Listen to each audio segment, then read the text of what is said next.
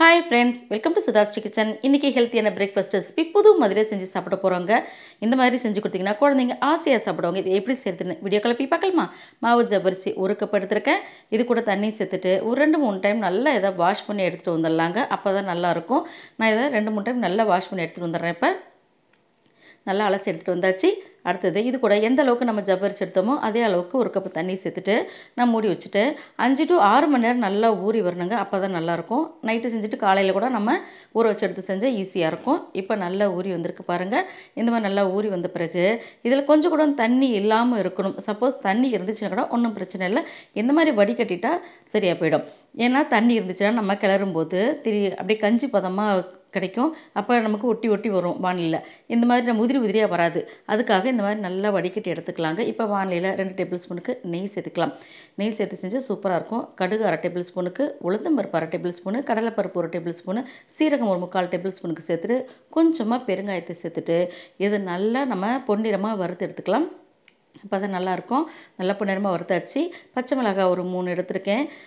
சிவப்பு மிளகாய் 1 எடுத்து இந்த மாதிரி நீல வாக்கில் கட் பண்ணி இருக்கேன். அப்பதான் நம்ம குழந்தைங்க சாப்பிடும்போது கூட எடுத்து போட்டு சாப்பிட்றதுக்கு வசதியாக இருக்கும். காரமும் இறங்கும். அடுத்தது கருவேப்பிலை கொஞ்சம் சேர்த்துக்கலாம். கருவேப்பிலையும் சேர்த்துட்டு இது கொஞ்சம் நேரம் பொரியட்டும். கருவேப்பிலையும் சேர்த்து நல்லா பொரிச்சு விட்டாச்சு. அடுத்தது நம்ம பட்டாணி பச்சை பட்டாணி ஒரு 1/4 கப் இருக்க மாதிரி சேர்த்துக்கிறேன்.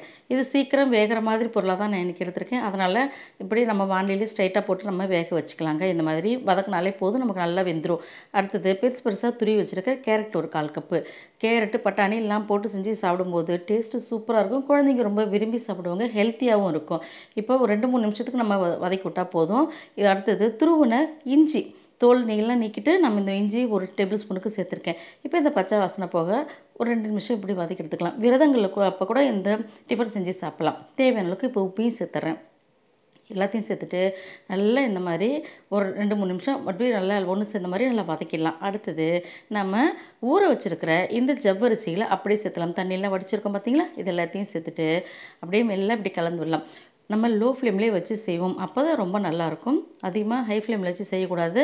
லோ ஃப்ளேமில் வச்சு கொஞ்சம் நேரம் இப்படி கலந்து விட்டாலும் எப்போதும் கொஞ்சம் நேரத்தில் ஒரு 5 நிமிஷத்துலேயே கண்ணாடி பதம் வரும் பாருங்கள். இப்போ தண்ணி எதுவும் இல்லை, அடி ஒட்டவும் இல்லை.